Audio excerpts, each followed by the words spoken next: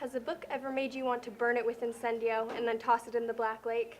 If you have, then you will know how painful that is. So here I am, making sure you don't have to go through that.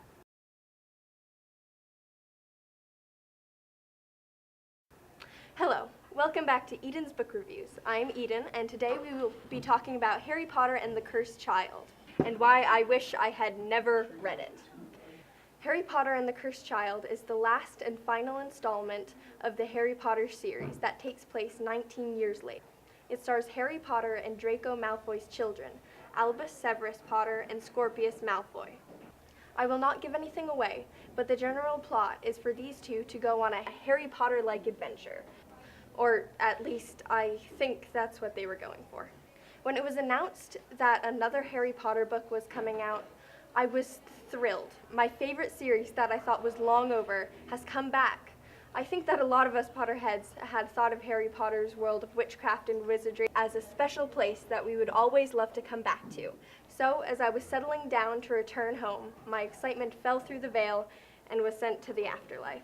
I was thoroughly disappointed by the lack of depth from our new characters and the seemingly unrecognizable qualities of our old characters that we had already come to love. I thought to myself that J.K. Rowling would never write something of this quality about her carefully constructed world. And it turns out I was right. The author is someone called Jack Thorne. Now, I was no longer angry in my belief that J.K. had produced this. I was met with disappointment instead.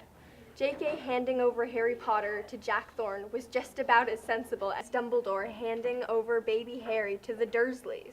It was as if he had turned the resurrection stone thrice in hand and merely conjured up the faint ghost of what was once our beloved story.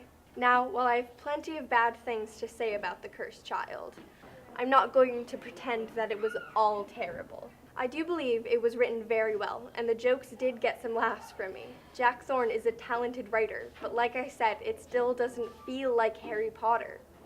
Now, I've been nice enough. Still, without any spoilers, I would like to discuss the plot and the characters in more detail, or as much detail as I can manage with this lot.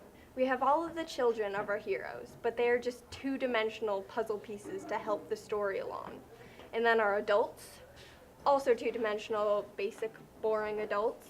And then we have the story. The entire basis is highly unbelievable. It shows Albus and Harry's relationship becoming strained as Albus tries to distance himself from his famous father. Harry can barely have a conversation with his own son, which the Harry Potter we know would never let happen.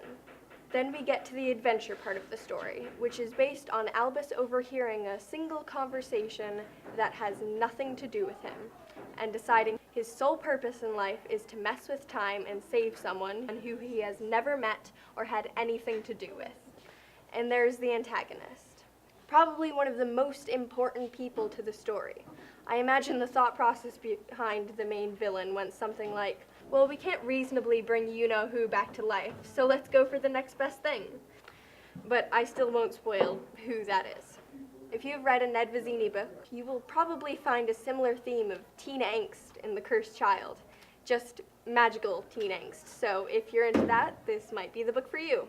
In terms of the other Harry Potter books, the closest would probably be Harry Potter and the Order of the Phoenix. That book also has angry teenagers who hate school. Anyway, that is what I have to say about The Cursed Child. Thank you for joining me today in Eden's Book Reviews.